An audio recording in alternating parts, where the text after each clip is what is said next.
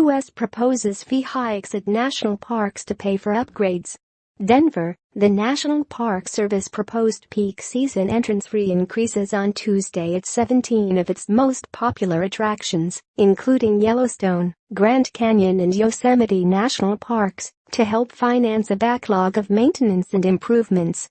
U.S. Interior Secretary Ryan Zinke said the proposal, including a hike in vehicle admission fees from $30 to $70 at some parks, would generate $70 million annually, marking an increase of nearly 34% in collections for the park system as a whole. The infrastructure of our national parks is aging and in need of renovation and restoration, Zinke said in a statement. Targeted fee increases at some of our most visited parks will help ensure that they are protected and preserved in perpetuity. The additional revenues would be earmarked for deferred maintenance to roads, bridges, campgrounds, bathrooms and water lines at 17 of the fee-charging units of the Park Service, an agency of the Interior Department. The majority of national parks will remain free to enter. Only 118 of the 417 Park Service-administered sites currently charge for admission. Under the proposal, peak season visitor fees for the 17 affected parks would increase in 2018 to $70 for non-commercial automobiles, $50 per motorcycle and $30 per person for visitors entering on foot or on bicycles.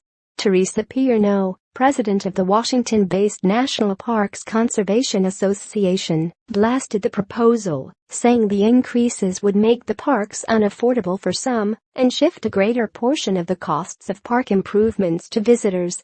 The administration just proposed a major cut to the National Park Service budget even as parks struggle with billions of dollars in needed repairs, Pierno said in a statement.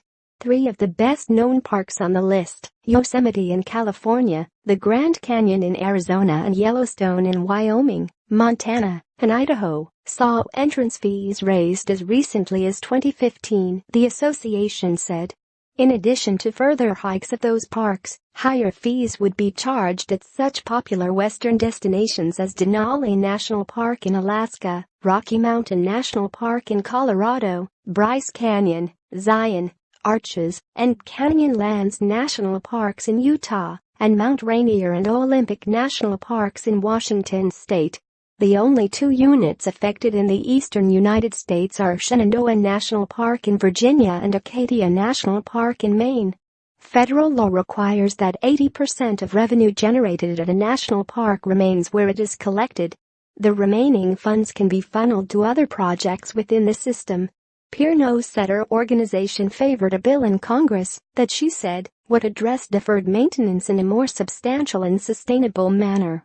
Reporting by Keith Kaufman in Denver. Additional reporting by Laura Zuckerman in Pinedale, Wyoming. Editing by Steve Gorman and Paul Tate.